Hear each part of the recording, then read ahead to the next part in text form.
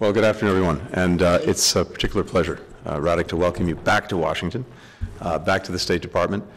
This is an important occasion in a number of ways.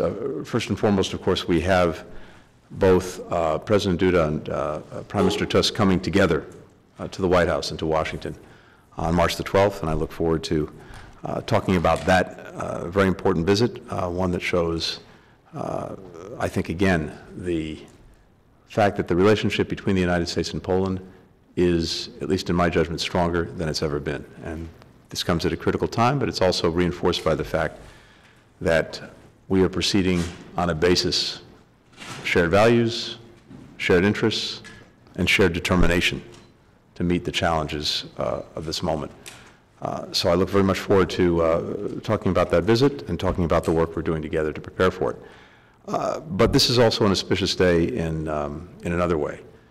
A short while ago, the Hungarian Parliament approved the admission of Sweden to NATO. And so with that process now being completed, we very much look forward in the days ahead to finalizing everything and bringing Sweden into our alliance, our shared alliance. I think this only underscores, yet again, the strategic debacle that Putin's invasion or re-invasion of Ukraine has produced for Russia. A NATO alliance that is both stronger and larger, with the accession of both Finland and now Sweden. The Ukrainian people, more unified than ever, and unified in opposition to Russia and everything that Putin has done since 2014. And Europe, that has shown extraordinary solidarity, both with Ukraine and with the imperative of dealing with the threat and aggression posed by Russia, including, in the space of 2 years, by moving itself off of energy dependence on Russia extraordinarily quickly, extraordinarily effectively. And of course, the work that all of us are doing to make sure that Ukraine will stand on its own 2 feet, militarily, economically, democratically, for many, many years to come. We see time and again that Mr. Putin has managed to precipitate everything he said he was trying to prevent. And today's historic work by the Hungarian Parliament only underscores that.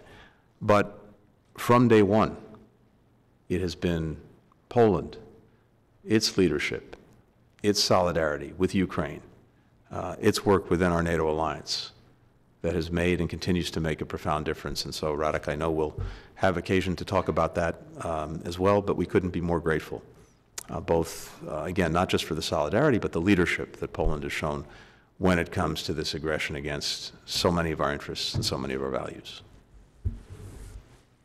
Thank you for the invitation to the State Department. Thank you for your kind words. And thank you above all for what the United States has already done for Ukraine and therefore the security of Europe, even though Ukraine was not a formal ally when Putin invaded in full scale.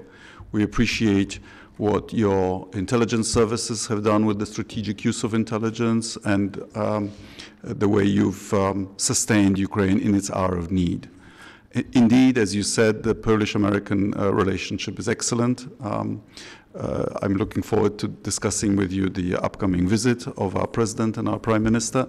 But above all, I'm looking forward to discussing what we can do to make sure that, Putin doesn't conquer Ukraine, because that would be a disaster not only for Ukraine, but for Poland and, I believe, for the West. Poland has bold plans to strengthen its defenses, but America is our essential security partner. We have done what we pledged to do in the successive NATO summits. We are now, I believe, in proportion to GDP, the biggest spender on defense in the North Atlantic Treaty Organization. And so we're trying to give a good example. But times are dramatic, and therefore this moment is sublime, because we are coming up to a fork in the road, and depending on where we go, history will be different. So I'm really looking forward to talking to you. Thank you. Thank you. Thanks, everyone.